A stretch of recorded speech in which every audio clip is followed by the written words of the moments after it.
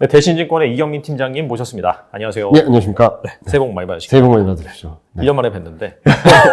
그렇죠. 네. 네. 약간 좀 그때 시나리오를 좀 복기를 해보면 네. 아마 한 11월 달 그때 이제 나오신 걸로 기억이 나는데 네. 그때 당시에 이제 지수가 다시금 막 2,400, 2,500을 향해서 네. 달려갔었고 팀장님께서는 이때를 활용해서 좀 매도를 해야 된다 네. 이렇게 네. 말씀하신 이후에 막 무슨 산타 랠리가 올 것 같지만 사탄 랠리가 와가지고 장중에 거의 한 2,200이 깨진 적도 있었죠. 네, 2180까지 갔었죠. 그러다가 이제 다시금 좀 올라오고 네, 있어요. 네, 네. 그래서 이제 그런 위험한 타이밍 좀 지났는지 좀 궁금하긴 한데 네.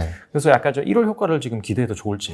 네. 일단은 코스피가 연말 연초에 엄청나게 급락을 했어요, 단기적으로. 그래서 뭐 11월, 12월 달만 해도 2,500을 넘어 2,600을 갈 것 같은 분위기에서 갑자기 2,180까지 장중에 떨어졌거든요. 맞아요. 네. 그러다가 급반등이 나오면서 1월 초를 지나면서 급반등이 나오면서 지금 2,300선을 넘어서고 있는 상황인데 그런 흐름들을 보면은 일단은 전 세계적인 분위기까지는 아닌 것 같아요. 네네. 이 그림을 보여드리면은 여기 보시면 첫 번째 중국, 홍콩 증시랑 중국 증시, 신흥국, 신흥아시아 증시, 그리고 한국, 미국이나 S&P 500이나 이런 쪽들은 그냥 그렇거든요. 네. 일본도 그렇고. 그리고 유가는 급락을 했고, 달러도 좀 강세를 보이다가 좀 슬로해졌고, 원화는 뭐 그렇게 강세를 보이는 것 같지는 않고, 그러니까 연초 이후 흐름이거든요. 네. 그런데 시장이 급반등을 한 이유를 보면은, 요 밑에 수익률을 보시면은 이게 업종별 수익률이거든요. 이게 1월 6일까지, 종가까지 반영한 건데, 은행 업종이 연초 이후에 한 주 동안에 13%가 대폭등했습니다. 그렇게 많이 올랐어요? 네. 그리고 IT 하드웨어, 반도체, 뭐 디스플레이, 건설 이런 쪽들이 막 움직였거든요. 근데 요 추이 흐름들을 보시면은 요 빨간색이 코스피인데 네. 코스피가 연말 연초에 급락을 하다가 확 돌렸는데 확 돌리기 전부터 움직인 게 은행하고 반도체 요 두 개가 시장 분위기를 확 바꿔버렸다라고 볼 수 있겠죠.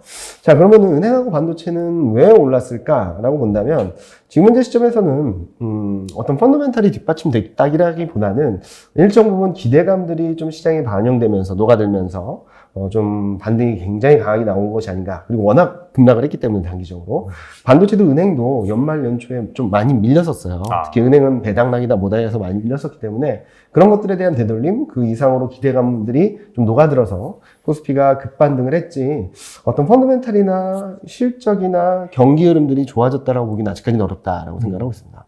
그러면 사실 너무나 많이 빠진 거에 대한 그다음에 네. 약간 그 배당락이나 이벤트성에 대한 네. 약간 되돌림 현상이지 이걸 추세적으로 이제 반등으로 이어질 것이다라고 보기에는 아직 좀 시기상조다. 아직은 시기상조라는 거죠. 어떻게 보면은 나쁜 것들로 인해서 좋은 것들이 앞서고 올 거다. 저도 전에 뭐 와서 말씀드렸던 것 중에 하나가 뭐 2023년 전망을 보면 나빠지면 나빠질수록 좋아질 수 있는 변화들이 시차를 두고 들어올 거다라고 말씀드렸던 것 같은데 그런 것들에 대한 기대감이 너무 빨리 들었다는 거죠. 아직까지 경기나 실적이 바닥에 근접했습니다라는 시그널이 아직 보이지 않는데 시장이 너무나도 빠르게 반영을 해서 저는 최근 반등이 추세 반전이라기보다는 기술적 반등, 추세 반전까지는 조금 더 시간적 여유를 갖고 기다리시는 게 좀 낫지 않을까라는 예상을 하고 있습니다. 우리나라 증시에서 가장 많이 차지하는 게 반도체잖아요. 네. 근데 삼성전자가 최근에 잠정 실적을 발표했는데 어닝 쇼크가 나왔습니다. 엄청난 쇼크였죠. 이게 사실 이게 워낙 고정비 비중이 큰 이 메모리 쪽에 집중되다 보니까 네. 이게 미스하면은 항상 더 크게 미스를 하더라고요. 맞아요. 근데 이제 발표가 되고 나서 야 이러다가 이거 장중에 많이 빠지는 거 아니야라고 생각을 했는데 웬걸 개장하니까 오히려 반등을 했거든요. 네. 그래서 이거는 약간 좀 뭐 바닥 시그널이 나왔다라고 해석을 해야 되는 건지 궁금해요. 뭐 바닥권에 근접했다라고는 얘기를 할 수 있을 것 같은데 이게 추세 반전일까라는 것들에 대해서는 좀 고민이 필요한데요. 이 그림을 보시면은 1월 6일 날 실적을 발표한 삼성전자랑 LG전자 실적이거든요. 보시면은 요 짙은 색이 컨센서스, 애널리스트들이 전망하는 거의 최하단이에요. 가장 낮게 전망하는 것보다도 삼성전자는 5천억이 더 적었고요.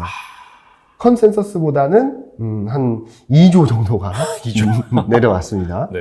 그리고 LG전자 같은 경우는 컨센서스 가장 낮은 것보다 1조 이상, 아니 1,000억 원 이상 더 레벨 다운됐고 컨센서스보다는 한 3,600억 정도 낮았어요. 말도 못하는 정도의 쇼크거든요. 근데 증시가 올랐다.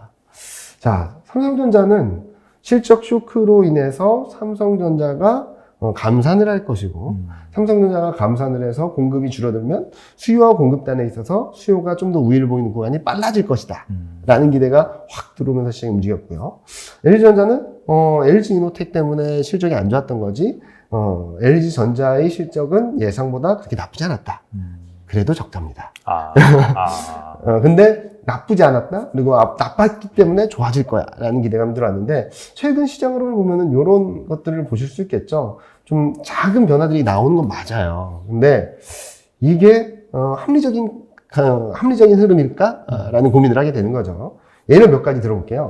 미국 통화정책에 있어서는 보면은, 이 그림 보시는 것처럼, 금리 인상 속도 조절이라는 걸 얘기를 했고, 실제로 12월 FOMC 때는 금리 인상 폭을 50bp로 줄였죠. 근데 시장의 기대는 어디까지 갔냐? 통화정책이 완화될 거야. 금리 동결할 거야. 금리 인하할 거야. 50bp 할 것 같은데? 70bp 할 것 같은데? 여기까지 와 있어요, 지금. 컨센서스 자체가. 네네. 그리고 중국 방역 정책에 있어서도, 방역 조치 완화한데, 이게 공식화됐어. 그럼 제로 코로나 폐기되는 거야? 위드 코로나 하는 거야? 수요 회복될 것 같은데? 야, 내수 소비 살아날 거야. 경기가 좋아지겠지? 여기까지 가 있는 것 같거든요. 반도체도 비슷한 것 같아요. 실적 쇼크야. 이 실적이면 삼성전자 무조건 감산이야. 그러면 수요 우위 국면이 올해 하반기보다 좀 당겨지는 거 아니야? 그러면 23년 하반기에 무조건 좋아지겠는데? 라는 기대가 확 들어왔거든요. 자, 그러면은 지금 어느 정도 위치에 와 있냐를 보면은 미국 통화 정책에 있어서는 계속 연준도 속도 조절이지 금리 인하 없다. 23년은 금리 인하 없다라고 하는데 시장은 아니야. 50bp 이상 너는 할 거야. 라고 하면서 컨센서스 형성하고 있고, 중국 방역 정책에 있어서도 위드 코로나로 전환하는 과정이 나오곤 있는데, 지금 거꾸로 보면, 중국은 풀고 있는데 다른 나라들이 막고 있잖아요. 중국 코로나 확진자가 더 너무나 폭증을 하고 있기 때문에, 그런 것들이 나오고 있는 상황인데, 시장은 별로 민감하지 않은 것 같아요. 그리고 반도체 같은 경우도 삼성전자가 감산을 발표한 적은 없습니다. 기대감이죠, 사실. 네. 실적이 안 나왔으니까 이제 할 거다. 할 거다. 네. 근데 저희 반도체 애널리스트 의견을 따르면은 삼성전자가 상반기 중에 감산을 할 수는 없다. 공장 증설을 하면서 네. 무조건 공장을 돌려야 되는 상황이라서 감산을 하기는 어렵다. 한다 하더라도 올해 하반기쯤부터 할 텐데, 그러면은 많은 분들이 기대는 23년 하반기보다 턴어라운드쯤에 앞당겨질 거라는 기대는 좀 너무 과한 것 같다라는 얘기를 하고 있거든요. 그래서 이런 흐름들을 본다면, 지금은 좀 작은 변화가 나타난 건 맞지만, 시장은 이렇게 반응을 했다면 뭐 크게 문제가 없을 건데, 아니면은, 이렇게 반응을 했다가 주가 흐름이 좀 업황이나 그런 것들이 안 좋으면 좀 등락을 보이거나 하면 될 텐데, 시장은 이렇게 올라온 거죠, 지금. 이렇게 올라왔다고 생각을 하고 있어요. 근데 실적이나 경제 지표는 이렇게 계속 떨어지고 있는 상황이에요. 그래서 저는 이 괴리가 커지고 있다라고 말씀을 드리고 있어요. 그리고 또 하나는, 자, 실적이 안 좋은데 주가가 오르면 그래도 업황이 턴어라운드 할 가능성이 높은 거 아니냐라고 하는데, 그런 기대감들은 실적이 어느 정도 좀 바닥을 잡는다거나 경기가 바닥이 나왔다거나 라고 해야 될 텐데, 그런 모습은 좀 아직 아닌 것 같거든요. 이 그림 보시면은 프리미엄 시즌 들어가면서부터 실적 전망이 계속적으로 떨어지고 있습니다. 특히 여기 훅 꺾여버린 거는 지난 주말에 반도체하고 삼성전자랑 LG전자 실적을 발표하면서 실적 쇼크가 반영된 거거든요.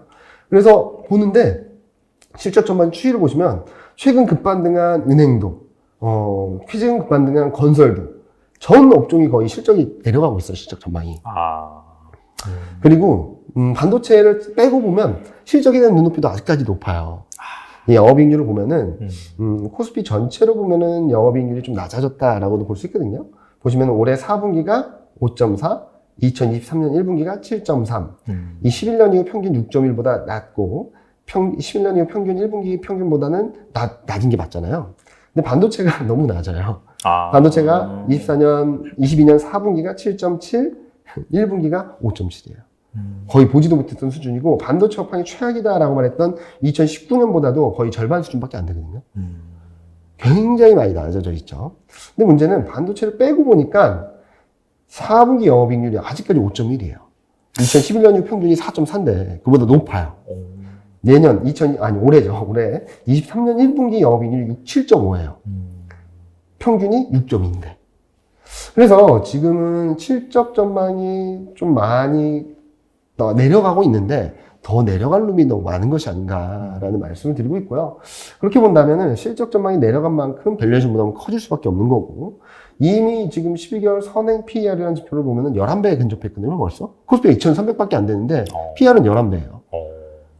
자, 2021년, 재작년 6월 정도로 돌아가면, 그때 고점이 11.5배, 11.7배였는데, 거기에서 큰 차이가 없는 거예요. 밸류에이션 부담이 있는 상황이네요. 네. 밸류에이션 부담이 있겠죠. 그리고 또 하나는, LG전자하고 삼성전자 실적이 딱 공개돼서 4분기 실적에만 반영됐는데 이게 2023년 연간 실적이 반영되기 시작하면은 또 떨어지겠죠. 그런 흐름들을 본다면 지금 시장에서 시장이 더 올라갈 거다라고 보기에는 그 기초 체력이 너무 약하다라는 말씀을 드리는 거죠. 그래서 실적 전망, 연간 실적을 본다 하더라도 지금 200조가 다 깨졌어요. 그런 상황이기 때문에 지금 뭐 업황 턴어라운드에 대한 기대, 업황 개선에 대한 기대들이 좀 세게 들어온 상황인데 여기서 더 이상 올라가기 위해서는 그를 든든하게 받쳐주는 기초 체력이 돼야 되는데 오히려 기초 체력이 이렇게 약해지고 있다. 그래서 제가 이번 자료에는 좀 과민 반응에 의한 사상 누각이라는 제목을 썼거든요. 앞서 보여드렸던 것처럼 작은 변화가 일어난 건 맞고 그 변화들이 긍정적인 흐름을 야기할 수는 있겠지만 너무 단기적으로 너무 과민하게 반응하고 있다. 그래서 기초체력은 너무 약한데 주가가 다시 올라가고 있는 상황이라서 이 흐름들이 좀 모래 위에 성을 지은 것 같은 좀 불안한 느낌이 든다.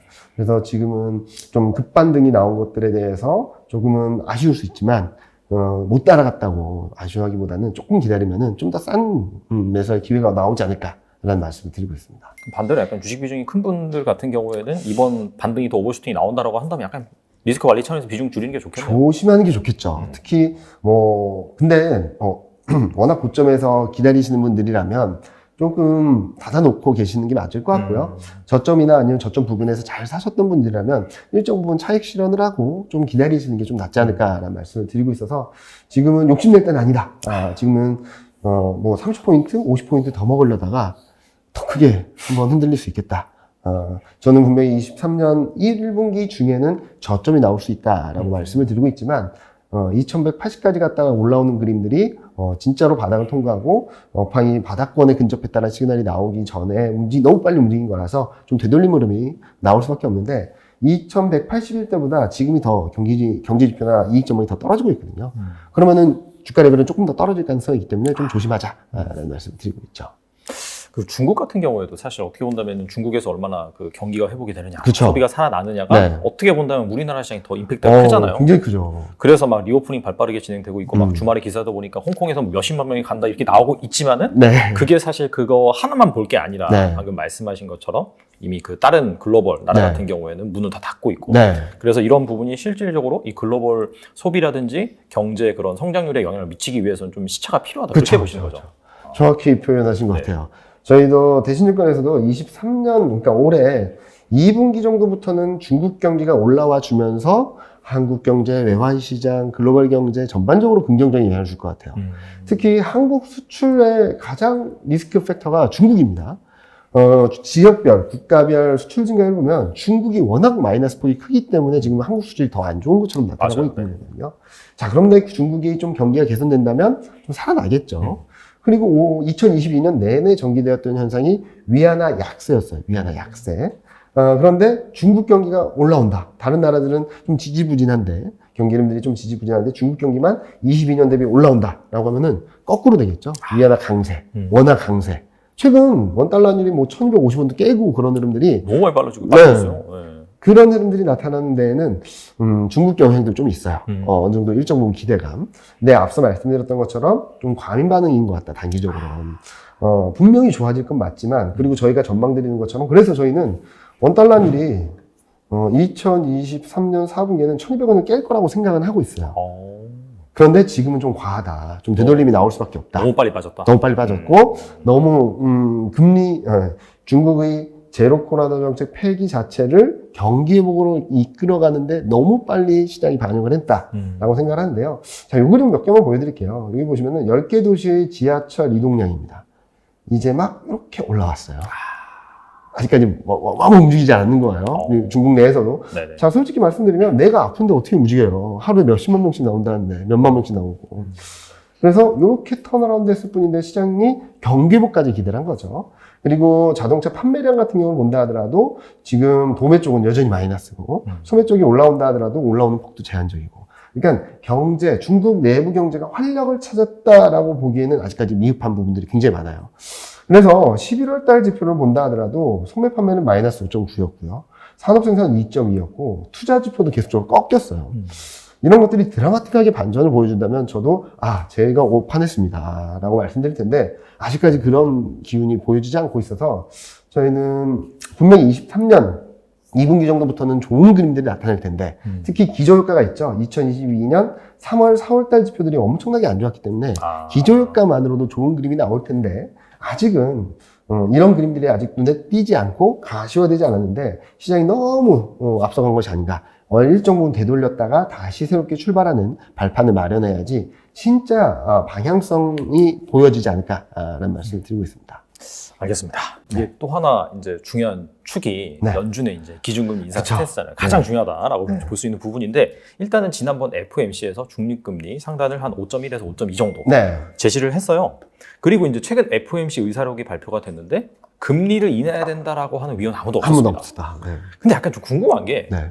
약간 채권 시장 같은 경우는 그렇게 생각 안 하는 것 같거든요. 네. 2년물 같은 경우에는 뭐 한때 한 작년 11월인가요? 그때 한 4.8까지 잠깐 네, 찍었다가 4.4까지 내려왔는데 또 지난주에 막 그 고용지표 발표되고 네. ISM 서비스 지수 네. 발표되면서 4.3% 2%까지 네. 확 빠졌잖아요. 빠졌어요. 10년물 같은 경우에도 지금 3.5%까지 네. 확 빠지고. 근데 그 얘기는 즉슨 금리를 단기적으로 뭐 한 3월이라든지 뭐 그때까지 올려도 분명히 이제 하반기에는 금리 내릴 것이다. 내릴 거다. 그렇게 이제 보고 있는데 네. 근데 채권 시장 같은 경우에 사실 좀 똑똑하다고 하잖아요. 네. 주식시장보다. 네. 근데 그럼 연준의 그런 계속해서 그 고금리 스탠스가 맞는 건지 아니면은 그 채권 시장에서 바라보는 좀 하반기에는 내릴 것이다. 좀 어떻게 보세요? 이거 너무 좀 어려운 문제인 것 같긴 한데. 어려운 문제인 것 같긴 한데 저는 이 부분에 있어서는 네. 경기가 안 좋아지면 안 좋아진 만큼 2023년 하반기 금리 인하 가능성이 높아진다라는 말씀 드리고 있어요. 자, 그런데 자, 그러면은 네. 지금 뭘 봐야 되느냐가 중요한 거잖아요. 그렇죠. 솔직히 말씀드리면. 자, 경기가 안 좋아지는 만큼 물가는 더 떨어질 것이고 그러면 하반기 금리 인하 가능성이 열릴 텐데 근데 지금은 시장은 어떻죠? 하반기 금리 인하 가능성은 거의 다 반영을 하고 있다고 보고 있어요. 그렇죠. 맞아요. 네. 그럼 뭐가 문제일까요? 경기가 안 좋아진다. 그래서 저희는 지금은 통화정책에 대한 기대 때문에 등락이 이어지고 있는 건 맞아요. 근데 앞으로 계속 봐야 될 것은 펀더멘탈이다. 경기 흐름이 얼만큼 안 좋아지고 좋아지고 있는지를 봐야 된다. 근데 경기가 더 안 좋아지고 있는데 통화정책에 대한 기대감으로 등락을 보이긴 하겠지만 이게 추세 반전을 만들어주지 못할 거다. 펀더멘탈의 방향성을 결정짓는 건 결국 경기 흐름, 실적 흐름인데 아까 보여드렸던 것처럼 실적 흐름 계속적으로 떨어지고 있고요. 경기 흐름들은 계속적으로 안 좋아지고 있는 상황이죠. 자, 그러면은 원론적으로 돌아가서 왜 시장이 이렇게 말을 안 듣냐? 그게 너무 말 안 될 것 같아요. 저는 연준이 패착이 있었다고 생각하고 있어요. 자, 이 그림을 보시면은 이게 이 12월 FMC에서 제공한 연준의 점도표예요. 네. 보시면은 2023년을 5.1로 제시했는데 네. 2024년을 4.1, 25년을 3.1. 100bp 금리 인하할 거야 라는 것을 보여줘 놓고 금리 인하하네 하는 거 누가 믿겠어요? 24년에 100bp 할 거 뭐 한두 분기 더 앞당길 수 있는 거 아니야? 뭐 무조건 하겠네 라는 생각을 하게 만들었고 그리고 또 하나는 그래서 저희는 일단은 23년까지는 금리 인하가 없다라고 생각을 하고 있는데 아마도 3월 FMC를 지나면서 경기 흐름이나 연준의 판단에 따라서 조금 더 미세 조정을 할 수는 있겠죠. 근데 이 3월 달에 3월 FMC에서 금리 인상을 멈추고 금리 인하에 대한 뉘앙스를 내비친다 하더라도 1, 2월 달까지는 경기가 너무 안 된다는 거죠. 그래야지 연준이 바뀔 수 있다라고 보는 거죠. 그렇게 본다면 지금 현재 시점에서 당장 금리 인하를 기대하는 특히 23년 하반기부터 바로 금리 인하할 수 있다는 거는 좀 과도한 것이 아닌가. 그리고 이게 현실화된다 하더라도 지금 시점에서는 경기가 더 안 좋아져야지 이게 현실화될 텐데 지금은 조금 뭐라 그러죠? 좀 조립될 수 없는 퍼즐이 맞춰져 있는 어리기설기로 맞춰져 있는 것 같은 느낌이죠. 자, 경기는 침체를 안 갈 거야. 침체로 가도 약간만 가고 괜찮을 거야. 근데 금리 인상을 멈춘 다음 분기부터 금리 인하를 바로 할 거야. 이건 거의 불가능한 거예요. 그렇죠. 말이 안 되죠. 그거. 네. 근데 이 빌미도 연준이 제시한 거죠. 왜냐면은 자, 이 그림 보여드릴게요. 이거 제가 안 가져왔네. 뭐냐면은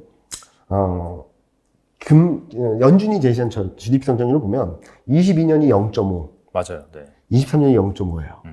22년이 연간 GDP 성장률로 0.5가 되려면 4분기 얼마가 나야 되는지 계산 안 해보셨죠? 안 해봤어요. 네. 마이너스 5.1입니다.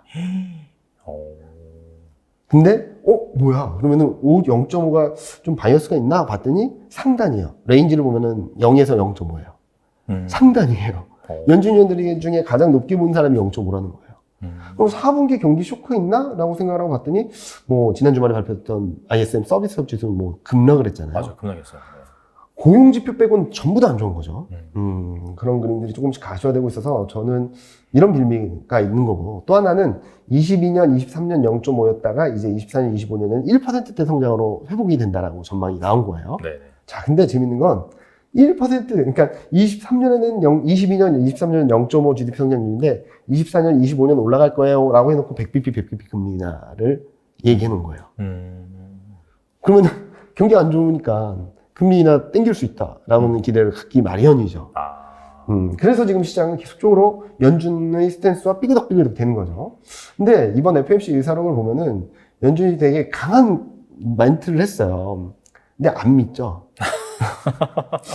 그런데 지금 그러면은 봐야 될 것은 앞서 말씀드렸던 것처럼 경기 흐름이 더 중요하다고 말씀드렸는데 연준이 5% 이상 더 갈지는 좀 봐야 될 것 같긴 해요. 근데 전 걱정이 되는 거죠. 연준이 계속적으로 똑같은 말을 하고 매파적인 스탠스를 취하고 있음에도 불구하고 요 밑에 그림 보시는 것처럼 23년 말 연준의 점도표가 5.1인데 상단 자체가 5% 간대요. 그리고 24년 말의 점도표가 4.1인데 24년 1월에 이미 4.27이에요. 좀 연준의 스탠스와 그 시장의 기대가 괴리가 되게 크다라는 거죠. 그리고 또 하나는 금리 인하 가능성을 2024년 말로 열어놓는다 하더라도 시장의 기대는 거의 다 왔다라고 볼 수 있겠고요. 그러면은 지금 현재 시점에서 시장의 기대, 금리 인하에 대한 기대가 더 세지기 위해서는 경기가 완전히 많이 안 좋아져야 된다는 그림이 나와야 될 텐데 그러는 과정에서 체력은 더 약해지는 거죠. 어쩌면은 몰핀을 맞고 뛸 수는 있겠지만 결국엔 쓰러질 수밖에 없는 상황으로 가고 있는 것이 아닌가라는 생각을 하고 있어서 저는 계속적으로 통화정책에 대한 기대감에 반등은 하고 있어요. 솔직히 말씀드리면 통화정책에 대한 기대 2,500까지 갔다가 최근에 2,340까지 가는 그림인데 근데 전고점을 넘어서는 그림까지는 안 나오고 있거든요. 그렇게 본다면 기술적 반등이 동력은 되는 건 맞지만 추세 반전의 동력까지는 아직까지 부족한 것이 아닌가라는 생각을 하고 있어서 지금 현재 시점에서는 조금은 통화정책에 대한 일일이 하는 것보다도 경기 방향성에 따라서 좀 조절하자.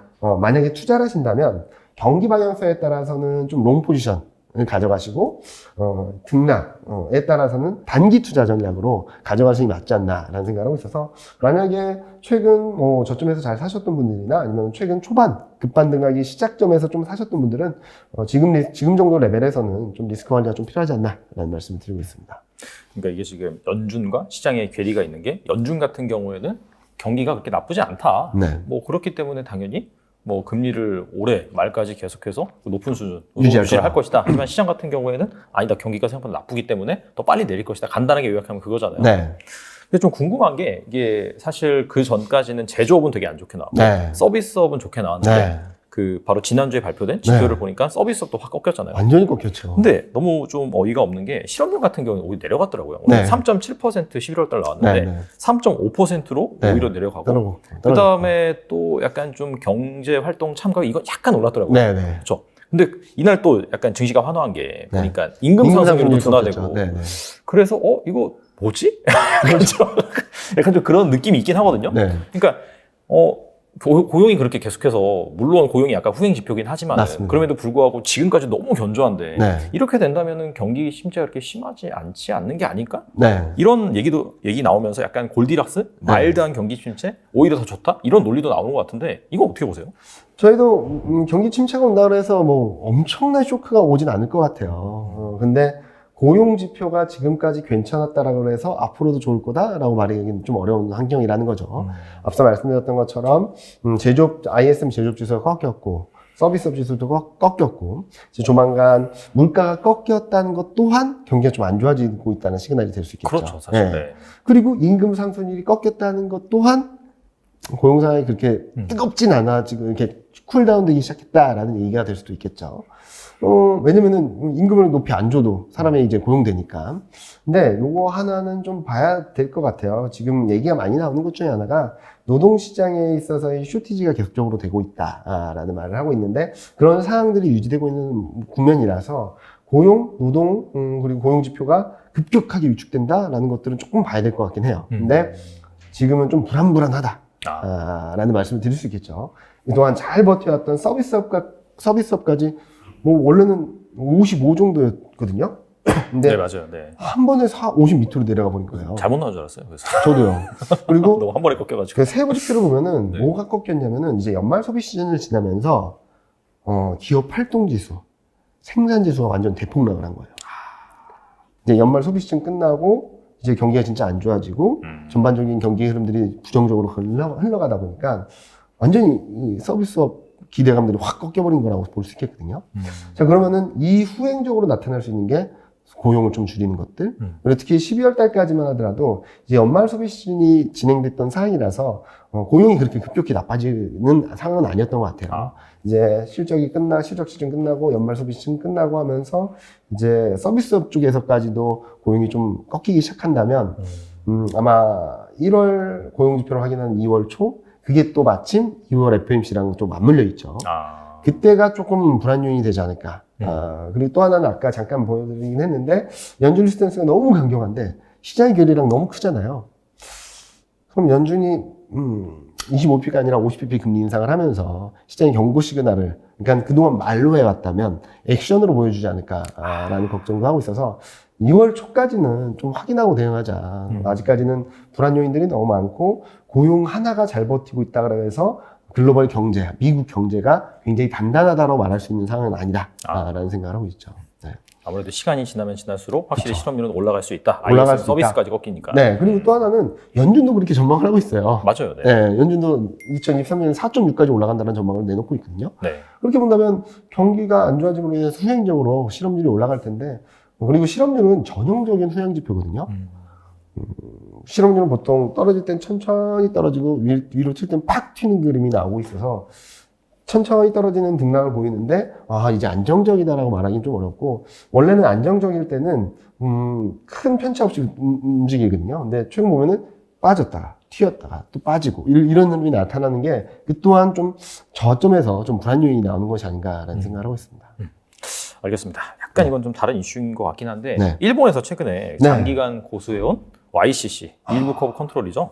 이거 이제 폐기할 것이라는 전망이 나오고 있어요. 얼마 전에는 약간 그 밴드를 올렸잖아요. 플러스 마이너스 0.25%였는데 0.5%까지 올리면서 약간 좀 일본마저도 긴축으로 들어가는 것이 아니냐라는 그런 얘기가 나와 있는데 이건 약간 매크로 관점에서 좀 투자자가 좀 어느 정도로 참고를 해야 될지 궁금하거든요. 일단은 그동안 통화정책 완화의 마지막 보루였던 일본까지도 스탠스를 좀 매파적으로 전환했다라는 것들은 의미가 있다고 생각하고 있어요. 거기에 따라서 엔화 흐름들, 원달러 환율, 달러 인덱스 이런 영향을 다 받고 있는 상황이거든요. 자, 그런데 그로 인해서 일본 경기가 나아질까? 더 나빠지겠죠. 왜냐면은 일본은 부채 비율이 전 세계에서 가장 높은 나라입니다. 그렇죠, 맞아요. 네. 그러면은 금리 폭이 2배가 됐다라는 것만으로도 부채 부담이 더 가중될 수밖에 없겠죠. 이자가 거의 2배 되겠네요. 네. 그래서 일드 커브 컨트롤을 폐기할 수는 없다라고 말씀을 드리고 있어요.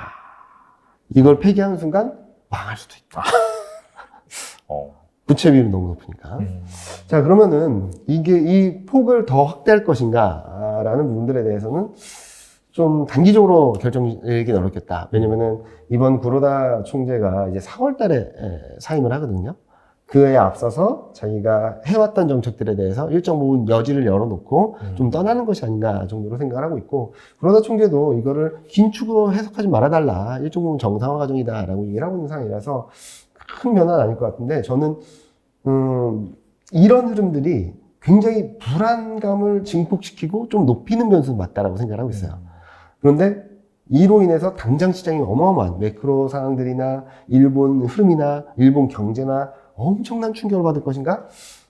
이번은 넘어갈 것 같다는 생각을 하는 거죠. 왜냐면 일단은 미국이 금리 인상을 멈춰주게 된다면 아마 저희가 예상하기로는 3월 FOMC 전후가 될 텐데 그러면은 일본 중앙은행이 금리 인상폭을 2배로 확대했다 하더라도 이게 더 위를 치고받진 않겠죠. 만약에 또 시간이 지나서 미국 중앙은행이나 글로벌 전반적으로 금리 인하 분위기가 열린다면 이 치고받는 흐름들이 조금 더 안정되겠죠. 그래서 저는 이번 일드 커브 컨트롤을 조정한 것들이 일본 경제에 어마어마한 후폭풍이 될 거다라고 생각하기보다는 좀 불안 요인을 좀 레벨업 시킨 정도? 그 상황을 좀 유지되다가 이제 다음 금리 인상 사이클에는 좀 문제가 커질 수 있겠죠. 네. 그런 문제들이 벌어질 수 있어서 지금은 아이러니하게도 일본이 조금은 정책적으로 긴축적으로 한 발 앞서갔는데 한 발 내딛었는데 그게 일본 경제에 엄청난 폭풍을 주기보다는 긴장감을 레벨업시키고 경기를 조금 더 불안정하게 만들 수 있는 흐름 정도 이제 다음 금리 인상 사이클에서는 좀 문제가 커질 수 있다 정도로 해석을 하고 있습니다. 알겠습니다. 결과적으로 그러니까 팀장님께서 보시는 약간 좀 코스피 밴드는 어느 정도로 제시하는지 궁금하거든요. 일단은 네. 저희가 예상하는 거는 요 그림인데 뭐 최근 반등이 세게 나온 건 맞아요. 근데 저희가 말했던 것처럼 2,500선 근처까지 갔던 건 좀 오버슈팅이다 라는 말씀을 드렸었고 최근 좀 2,180, 2,200 살짝 깼다 반등을 하고 있는데 또 한 번 정도 좀 진바닥을 테스트하는 과정이 있을 거다라고 말씀을 드리고 있는데요. 그렇게 보는 몇 가지 이유만 말씀을 드리면요. 일단은 최근 시장이 움직이는 거는 금리 인상, 금리 인하에 대한 기대감 때문에 왔다 갔다 하고 있어요. 그렇죠. 요 밑에 그림을 보시면 제일 좋은데, 요 파란색이 2023년 12월 금리 인상 컨센서스예요. 네. 그 기준금리 컨센서스인데, 그리고 이게 회색이 2024년 1월. 이게 4.14까지 떨어졌었어요. FMC 직후. 네. 근데 이게 2024년 연말 점도표가 4.1이거든요. 이 밑으로 가긴 힘들었던 거죠. 네. 그런 상황에서 이제 연말 연초를 지나면 쫙 올라오면서 시장이 막 밀렸죠. 그러다가 지난 주말에 급락을 했습니다, 다시. 이것 때문에 왔다 갔다 하는 것 같아요, 시장이. 근데 다 4.27까지 다시 떨어졌으면 이 저점권에 또 근접하는 거거든요. 그래서 저는 12월 CPI가 발표되는 시점을 전후로 해서 좀 반등 시도가 있긴 하겠지만 금 통화 정책으로 인한 추가적인 반등 탄력은 좀 제한적이지 않을까. 거의 그 정점에 와 있다라는 생각을 하고 있고요. 요게 아까 계속 말씀드렸던 제조업 지수인데 문제가 뭐냐면 가격 지수가 떨어지는 건 오케이. 물가가 낮아질 수 있으니까. 운송 시간 떨어지는 건 오케이. 병목 현상이 좀 완화되는 거니까. 근데 문제는 생산 지수, 수출 주문, 신규 주문, 특히 신규 주문이 너무나 빨리 떨어지고 있거든요. 여기 보면 빨간색이 신규 주문인데 이게 거의 수직 낙하하고 있는 상황이에요. 그래서 거기다가 재고는 늘어나고 제조업 경기가 더 나빠질 거야라는 시그널들을 계속적으로 보여주고 있죠. 그리고 지난 주말에 발표된 서비스업 지수를 보면 저는 깜짝 놀랐는데 이게 50 밑으로 내려왔는데 이게 원래는 예상치가 55였어요. 그러니까요. 11월 달에 56.5였고 근데 발표된 건 49.6. 50 밑으로 내려가 버렸습니다. 자, 그럼 뭐 때문에 떨어졌을까? 와, 신규 주문하고 기업 활동이 딱 두 개만으로도 이렇게 대폭락을 한 겁니다. 거기다가 수입, 재고는 꺾이긴 했지만 소비자 재고가 대폭등을 했어요. 자, 연말 소비 시즌이 끝났으니까 이제 더 이상 재고가 나가지 않고 남아있는 재고가 쌓일 수밖에 없다라는 생각을 하는 거죠. 그래서 여기 보시면 이 빨간색이 신규 주문이거든요. 이 파란색이 기업 활동이고 이게 너무 급격하게 꺾이면서 좀 문제가 되고 있어서 서비스업 지수도 지금 서비스업 활동도 지금보다 더 나아지기보다는 더 악화될 가능성이 열려 있다라는 말씀을 드리고 있거든요. 그래서 이번 전반적인 경기 흐름들을 봤을 때 저희는 진바닥이 나오는 데까지는 좀 시간이 필요하다. 보통 그런 얘기를 하죠. 앙드로코스타라니 강아지와 산책하는 주인 이론을 봤을 때 주인은 계속적으로 산을 내려가고 있는데 강아지가 막 위로 올라간 거예요, 지금. 주인은 펀더멘탈이고 강아지는 주가로 본다면 강아지하고 주인 간의 목줄이 다시금 팽팽해진 것 같아요. 이거를 보통 밸류에이션으로 보는데 아까 말씀드렸듯이 11배까지 다시 왔습니다. 그러면은 주인이 강아지한테 가든 강아지가 주인한테 오든 아니면 둘이 같이 가서 만나든 해야 될 텐데 지금은 흐름을 보면 펀더멘탈인 주인은 올라갈 힘이 없는 거예요. 빨리 집에 가야 돼요. 근데 강아지는 그렇다고 해서 더 올라가긴 어렵죠. 목줄이 팽팽하니까. 그럼 결국엔 강아지가 다시 주인에게 돌아올 수밖에 없지 않을까 라는 생각을 하고 있는 상황이라서 이런 펀더멘탈과 주가 간의 괴리율, 그러니까 경기 흐름과 실적과 주가 간의 괴리율이 어느 정도 좁혀져야지 시장은 바닥을 잡을 수 있겠다라는 말씀을 드리고 있고요. 그 시점이 저희는 1월, 2월 중이다라는 말씀을 드리고 있고 특히 1월 말 2월 초에 워낙 많은 지표들 그리고 FMC 거기다 고용 지표 또 한 번 ISM 제조업 지수, 서비스 지수 너무너무 많은 변곡점들이 나오거든요. 그때를 확인하고 대응하는 것이 조금 맞지 않을까라는 말씀을 드리고 그동안 보면은 통화정책에 대한 일일비하는 그림보다는 펀더멘탈에 대한 것들을 조금 더 포커스 맞추는 게 지금 시점에서 좀 현실적이지 않나라는 생각을 하고 있고요. 자, 요거 보시는 게 좀 맞을 것 같아요. 그래서 저희가 이게 뭐냐면은 투자 환경을 좀 정리한 건데 좀 잘 안 보이시면은 받아서 이렇게 좀 보시면 될 텐데. 좀 키워서 보시면 될 것 같아요. 네. 여기 보시면은 저희는 계속적으로 올해를 판단하는 데 있어서 가장 중요한 기준점이 경기라고 생각하고 있어요. 여기도 아까 질문해 주신 것처럼 중국 경기도 넣었죠. 그래서 저희는 상반기는 경기 침체, 마일드한 경기 침체를 보고 있지만 역성장이 불가피하고 하반기에는 경기 턴어라운드. 왜냐면은 그동안 못했던 것들에 대한 기저효과들이 들어오기 시작하면은 더 나빠지기보다는 우상향하는 그림이다. 라는 말씀을 드리고 있는데 경기 침체가 커지면 커질수록 물가는 더 빨리 떨어지고 통화정책은 완화되는 시점이 좀 빨라진다. 그래서 저희는 23년을 바라보는 데 있어서는 나빠지면 나빠질수록 좋아질 수 있는 것들이 빨라진다라고 말씀드리는데 지금 주가 흐름은 너무 빠르다. 나빠지고 있는 상황인데 주가는 여기까지 좋아질 것까지 반응을 하고 있어서 이런 괴리가 좀 좁혀져야 된다는 말씀을 드리고 있고요. 중국 경기도 마찬가지로 이제 코로나19가 겨울이 지나면서 진정이 되게 되면 그때야말로 조금씩 살아나는 그림들이 보여줄 텐데 지금은 겨울이기도 하고 확진자 수가 여전히 많은 상황이고 중국은 풀고 있는 다른 나라들이 막고 있는 상황이다 보니까 그런 기대감들이 더 강하게 움직이긴 좀 어렵다. 경기 회복이라는 기대감까지 시장이 반영을 했다면 되돌림 과정은 좀 불가피하다는 말씀을 드리고 있죠. 그래서 전반적인 흐름들을 보면은 경기가 23년 하반기엔 좋아지고 중국 경기도 2분기부터는 좋아질 텐데 지금 기대감은 좀 과하다. 특히 통화 정책에 대한 기대감은 다시금 정점을 향해 가고 있기 때문에 더 레벨업 되기보다는 조금 더 조심해야 될 시점이 돌아오고 있다라는 말씀을 드리고 싶습니다. 특히는 이제 1, 2월 달 시작되면은 사실 그 기업들의 실적 발표가 있잖아요. 그렇죠. 네, 방금 말씀하신 그런 경제 지표가 특히나 이제 서비스 지수 같은 경우에 안 좋게 나왔기 때문에 이 관련 기업들의 실적 같은 경우에도 사실 담보할 수 없는 상황이기 때문에 또 미국 주식 같은 경우에는 사실 어닝 미스나 아니면 어닝 충족했다 하더라도 가이던스 불확실하면 막 엄청 빠지더라고요. 맞아요. 그래서 그런 노이즈를 한 번 더 겪을 가능성을 충분히 고려를 해야 되기 때문에 말씀하신 1월 달, 2월 달 같은 경우에는 확인하고 그리고 미국 같은 경우는 반등했어라고 할 수도 있겠지만 나스닥 같은 경우는 2022년 저점을 종가 기준으로 깼다가 살짝 올라온 정도밖에 안 돼요.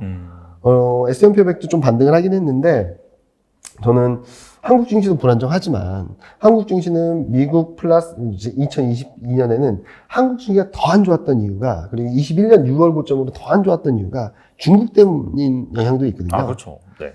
근데 중국이라는 든든한 원군이 조금씩 들어오고 있는 상황인 것 같죠.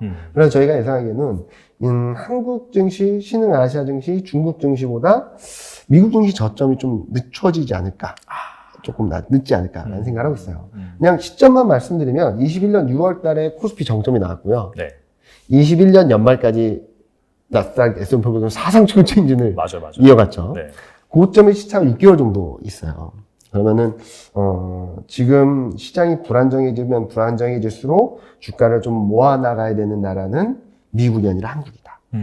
라는 말씀을 드리고 싶고요.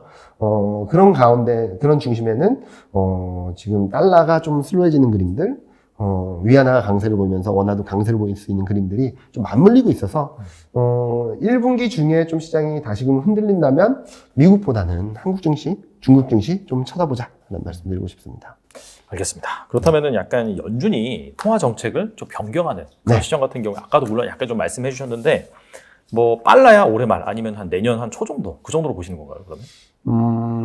그쵸. 저희가 기본적인 시나리오는 빨라야 올해 4분기. 조금 기본 시나리오는 올해까지는 금리 동결, 24년 1분기부터 금리 인하라는 전망을 하고 있는데 좀 피봇이라는 기대감들을 열어놓으려면은 경기가 안 좋아지는 것만큼은 좀 반영을 해야지 증시가 솔직히 말씀드리면. 지금 경기 흐름들을 하나도 반영 안 하고 피봇에 대한 기대감들이 계속적으로 유입돼서 살아있다면 실질적으로 액션이 취해졌을 때 시장은 되게 재미없을 수 있거든요. 오히려 더.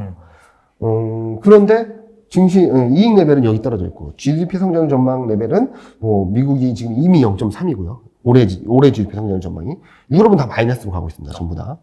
그런 상황인데 증시가 버틴다? 그것 또한 굉장히 리스크한 요인이기 때문에 상단은 막히고 하단도 막혀버리는 그런 상황이 벌어질 수 있을 것 같아요. 상단은 경기 때문에 막히고 밸류에이션 부담이나 이런 것 때문에 하단은 통화정책에 대한 기대 때문에 막히고 그래서 밋밋한 박스권 등락을 이어갈 수밖에 없지 않을까라는 생각을 하고 있고, 만에 하나 경기에 대한 민감도가 한때는 좀 커졌었죠. 요 그림이 뭐냐면은 12월 FMC 직후 12월 중순 1월 초까지 흐름들인데, 그때 잠시나마 bad is bad, good is bad 국면이었어요. 최근도 보면은 경제지표 안 좋으면 금리 인하 더 할 거야, 더 많이 할 거야, 금리 인상 못 할 거야 라고 하면서 반등을 했잖아요. 근데 12월 중순부터 1월 초까지는 경제지표 안 좋으면 안 좋은 대로, 좋으면 좋은 대로 시장이 많이 흔들렸거든요. 단적인 예로 소매 판매 산업 생산이 예상보다 부진하니까 폭락을 했고요. 미국 3분기 GDP 성장률이 예상보다 좋다고 하니까 또 폭락을 했어요. 이런 흐름이 다시 한번 재현될 수 있다. 이 재현됐던 트리거 포인트가 뭐였냐면은 24년 1월 달 금리, 기준금리 컨센서스가 4.1, 2024년 연말 연준이 제시한 4.1하고 거의 붙었을 때가 오히려 변곡점이 됐었거든요. 금리 인하 기대가 더 세지지 못하니까 그때부터 이제 경기를 반영하고, 경기가 좋으면은 뭐야, 금리 인하 안 하는 거야? 라고 하면서 시장이 흔들리고. 이게 계속적으로 반복되는 것 같은데, 이 주기가 좀 짧아지는 것 같긴 해요. 짧아지는 것 같긴 하고, 좀 경기에 좀 과민해지는 것 같다라는 생각을 하고 있어서, 이런 것들이 반영이 돼야지 진바닥이 나오고 시장이 본격적인 방향성을 만들어가지 않을까라는 말씀을 드리고 있습니다. 알겠습니다. 그렇다면은 이것도 약간 예측하기 힘든 분야이긴 하지만 상승장이 이제 본격적으로 찾아온다라고 한다면은 그 뭐 대형주 중에서 어떤 주식이 좀 매력적일지. 지금 보면은 뭐 2차 전지도 그동안 잘 버텼다가 최근에 좀 많이 주춤하고, 네. 반도체 같은 경우에 바닥 다지고 약간 좀 올라오는 그런 분위기는 하고, 뭐 인터넷 같은 경우에도 최근에 이제 나스닥 반등하니까 반등하는 흐름인 것 같은데, 눈여겨봐야 주식 무엇이 있을까요? 말씀하신 그대로. 왜냐면은 지금까지 쭉 말씀드렸던 것을 다시 한번 복귀해 보시면은 23년에는 그렇게 될 수 있는데, 23년 2분기 하반기에는 그렇게 될 수 있는데, 지금 기대감은 과하다라는 말씀 많이 드렸던 것 같아요. 오늘 방송에 있어서. 무슨 말이냐? 22년 10월, 11월 반등, 최근 반등, 향후 상승장의 예고편 같다는 생각을 하고 있어요. 그러니까 시장에 뭔가 바람의 방향이 바뀌면은 이 주식들이 갈 거야 하면서 딱 살라는 준비를 항상 하고 있다. 하고 있다. 근데 지금 문제는 뭐냐면은, 첫 단추가 조금 잘못 끼워졌다. 경기는 괜찮아 라는 게 아닌 것 같다는 거죠. 경기는 괜찮은데 23년 하반기에 금리 인하는 알 수 없을 것이고, 경기가 괜찮다면 지금 금리 인하 기대는 너무 과한 것이고, 경기가 괜찮다고 한다면 금리 인하는 없을 수도 있고, 근데 경기가 안 좋아라고 한다면 모든 퍼즐이 다 맞춰지거든요. 경기가 안 좋아하면 물가는 더 떨어질 것이고, 물가가 더 떨어지고 경기는 더 안 좋은데, 그러면은 금리 인하 기대가 아니라 현실화될 수 있는 거고, 이런 것들이 맞춰지는 퍼즐이 될 텐데, 그래서 제가 자꾸 경기를 말씀드린 이유가 요거를 봐야 된다. 이게 핵심이다. 이게 정리돼야지 다시 새로운 퍼즐의 경기, 통화정책, 물가 이런 것들을 잘 이쁘게 완성품을 만들 수 있다라는 말씀인데, 지금은 얼기설기 돼 있는 것 같아요. 좀 불안하게. 그래서 말씀드렸던 것처럼 그렇기 때문에 지금 딱 말씀해 주신 대로 반도체, 2차 전지, 뭐 신재생에너지 관련주, 그리고 플러스 알파로 하면 인터넷. 근데 얘네들이 되게 아이러니하게도 정책도 집중되고 실적도 좋고 한 업종들이에요. 이 그림 보시면은 지금 탈세계화라는 얘기들을 계속적으로 많이 하고 있잖아요.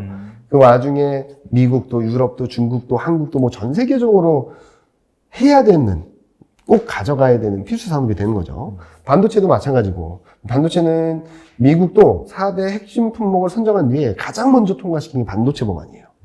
그리고 유럽도 최근 투자를 확대하고 있고, 반도체 이니셔티브라 그래서 반도체 육성 정책을 만드는 기구를 설립했죠. 뭐 중국은 다 아시다시피 반도체 굴기가 있고요.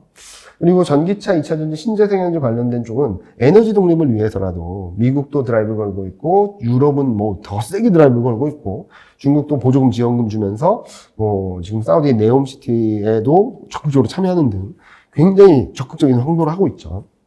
그리고 플러스 알파로 것은 국방. 지금 자주 국방을 위해서 유럽도 중동도 국방비를 계속적으로 늘리면서 가성비가 좀 괜찮다라고 평가받는 한국 무기들에 대해서 수입을 되게 많이 하고 있거든요. 그런 것들이 좀 열려 있다라고 보고 있고요. 또 하나는 좀 반도체 여러 가지 얘기들이 나오곤 있지만, 저는 반도체가 결국에는 시장을 이끌어갈 것이다 라는 생각을 하고 있습니다. 2016년, 17년하고도 좀 비슷하지 않나라는 생각을 하는데, 그때도 실적이 바닥을 잡고 턴어라운드하는 시점부터 시장을 이끌어갔거든요, 반도체가. 여기 보시면은 파란색이 코스피인데 16년부터 17년 말, 18년 초까지 반도체가 26% 정도 올랐는데, 코스피가 26% 올랐는데 반도체는 100% 올랐거든요. 와, 진짜 많이 올랐네요. 그냥 지수를 끌고 올라간 거예요. 근데 이번엔 조금 더 편할 수 있겠죠. 반도체, 2차 전지. 2차 전지가 2등이잖아요, 시가총액. 맞아요. 그런 것들이 조금 맞물리게 된다면 시장 좀 편하게 움직이지 않을까라는 생각을 하고 있고요. 앞서 말씀드렸던 탑다운적인 측면에서 정책이나 그런 것들을 배제하고 실적, 23년은 안 좋았던 게 좋아지는 24년이 본격적으로 레벨업되는 그림인데 24년 이익 개선 기여도를 보면은 뭐 반도체가 56%, 60% 가까이 가면서 끌어갑니다. 그리고 화학, 조선, 자동차, IT 관련 상사자본의 소프트웨어, 은행 정도죠. 자, 화학은 뭐 2차 전지도 있고 순수화학도 있고 그리고 신재생에너지 관련주들이 포진돼 있고 조선은 뭐 적자했던 게 흑자 전환한다 그러면서 그런데 조금 봐야 될 것 같고요. 자동차는 뭐 전기차, IT 가전도 2차 전지랑 IT 수요 관련된 종목들, 상사자 분야에는 음식료나 지주사도 많지만 여기에 방산하고 신재생에너지 관련된 종목들이 좀 있고요. 그리고 소프트웨어는 뭐 다 아시다시피 인터넷 게임 쪽이고 그리고 은행 이렇게 있어요. 자, 보시면은 최근 반짝반짝한 애들이 앞서 말씀드렸던 탑다운적인 측면, 그리고 실적 측면에서도 다 매칭이 되고 있거든요. 이런 것들을 본다면 좀 긍정적으로 볼 수 있는 업종들은 반도체, 2차 전지, 전기차, 신재생에너지, 그리고 플러스 알파로 말씀드리면 인터넷하고 방산 정도로 볼 수 있겠죠. 그리고 인터넷 업종이 요즘 반짝반짝하고 있잖아요. 워낙 많이 빠지기도 했지만 그 최근 움직하는 이유 중에 하나는 중국 변수가 있습니다. 중국. 규제 완화 움직임들이 조금씩 나타나고 있거든요. 자, 그러면 중국이 왜 인터넷 산업이나 그동안 IT 산업들에 대한 규제를 좀 풀어주려고 하냐? 중국 경제가 좀 나아지려면 구조적인 변화가 좀 필요하다라고 생각하고 있어요. 최근 중국 경제에서 가장 문제는 청년 실업이에요. 청년 실업이 되게 높아요. 그러니까 제로 코로나 정책이 워낙 장기화되는 상황에서 시위도 하고 민심도 안 좋아졌죠. 청년들에 대한 반감도 되게 커졌고. 네네. 그러면 이 사람들을 달래주려면 취업이라든지 실업률을 좀 낮춰주고 취업을 활성화하고 어느 정도 사업을 영역할 수 있게 만들어줘야 되는데 그 가장 큰 게 인터넷이나 스타트업 기업들에 대한 규제 완화라고 생각을 하거든요. 그런 것들이 최근 구체화되고 있다라고 생각을 하고 있어요. 그래서 인터넷도 플러스 알파로 좀 보시면 좋겠다. 다만 앞서 큰 그림에서 말씀드렸던 것처럼 지금 증시를 뭐 지금 코스피가 2,300 넘었다고 해서 따라가는 것보다는 직전 저점 다들 기억하실 겁니다. 전저점 수준. 그 전저점 수준 근처에 오게 되면 분할 매수로 대응하시면 좋을 것 같아요. 그러니까 어떻게 되냐면 예를 들어서 직전 이렇게 전저점에서 팡 튀었다가 다시 이 정도로 올 거거든요. 뭐 언더스윙 나오면 밑으로도 내려가겠죠. 그렇죠. 여기서 뭐 10%, 툭 떨어지면 또 20%, 반등하면 내비두고 또 툭 떨어지면 30%. 이렇게 해서 좀 피라미드식으로 분할 매수를 하신다면 아마 올해 안에 가장 저점에서 가장 싼 가격에 말씀드렸던 업종들을 좀 모아나가실 수 있는 기회가 되지 않을까라는 예상을 하고 있습니다. 알겠습니다. 좋은 말씀 많이 해주셨는데 끝으로 투자자를 위해서 한 말씀만 부탁드립니다. 지금은 아직까지 시장 방향성이 결정됐다라고 말씀드릴 만한 팩터는 없습니다. 특히 실적이나 경기 흐름이나 지금은 통화정책 변화에 따라서 일일비하는 정도, 거기다가 산업 이슈, 경기 산업 이슈라든지 업황 이슈가 들어오면서 업종별로 급반등을 하면서 증시 흐름들, 지수 자체 흐름들을 좌지우지하고 있는데요. 자, 여기에 흔들리기보다는 얼마나 잘 싸게 살까를 고민해야 되는 시점이 1분기다라고 생각하고 있습니다. 근데 잘 사시면은 충분히 수익 내실 수 있는 2023년이 될 테니까요. 너무 서두르지 말고 조금은 냉정을 찾고 시장을 바라보셨으면 좋겠다라는 말씀 드리고 싶습니다. 네. 저번에도 이제 막 시장이 뜨거워질 때 오셔가지고 객관적인 그런 뷰를 제시해 주셨기 때문에 그런 부분들, 물론 뭐 이게 시장이 막 상승하고 하면 더 사고 싶고 더 오를 것 같고 그쵸. 그렇긴 하지만은 사실 이 주식 같은 경우는 지배하고 있는 그런 매크로 지표, 펀더멘털 지표를 잘 본다라고 한다면은 이 상황에서 사실 좀 애매하다는 판단이 들 수 있으니까 그런 부분들 잘 감안을 하시고 그 다음에 또 주목할 만한 투자 대상 말씀하셨으니까 잘 한번 지켜보시면 좋을 것 같습니다. 지금까지 이경민 팀장님 나와주셔서 감사합니다. 네, 감사합니다. 즉 대한민국의 0.1%의 자산가들이 저를 찾아오고 또 제가 찾아간다라고 할 수 있겠습니다. 안녕하세요, 빈센트입니다. KB 부자보고서에 따르면 금융자산 300억 원 이상의 고객분들이 전국적으로 약 한 8,100명 정도 있는데요. 그 중에서 수도권에 거주하시는 분들이 약 한 70% 계세요. 그러니까 전체적으로 약 한 6,000명 정도 계신 거죠. 즉 대한민국의 0.1%의 자산가들이 저를 찾아오고 또 제가 찾아간다라고 할 수 있겠습니다. 부자라고 해서 크게 다르진 않아요. 결국 돈이 되는 것에 관심이 많으시고요. 대신 그 생각의 깊이라든지 아니면 관심 분야가 꽤 넓습니다. 사실 VIP 고객들의 정보를 얘기하는 것은 극히 좀 시크릿한 부분이에요. 다만 이런 얘기를 좀 드리고 싶어요. 본인이 읽었던 부의 스토리와 저의 이런 컨설팅이 종합적으로 어떤 결실을 맺냐면 결국 양질의 정보를 잘 이용해야지 부를 축적할 수 있다라는 말씀을 주시더라고요. 자주 성가하셨던 고객분들은 이 모든 정보를 다 호기심 있게 바라본다 라는 것도 하나의 케이스라고 할 수 있겠습니다. 네, 고맙게도 주요 국직관 유튜브에 제가 출연하고 있죠. 그런 유튜브에서 한 달에 한 번씩 나가서 제가 바라보는 세상 돌아가는 이야기들을 전해드리고 있습니다. 그 부분도 상당히 준비를 많이 하고 하는 부분이지만, 자, 그래서 솔루션은 무엇인가? 그래서 어떤 결과를 받아봐야 되는가?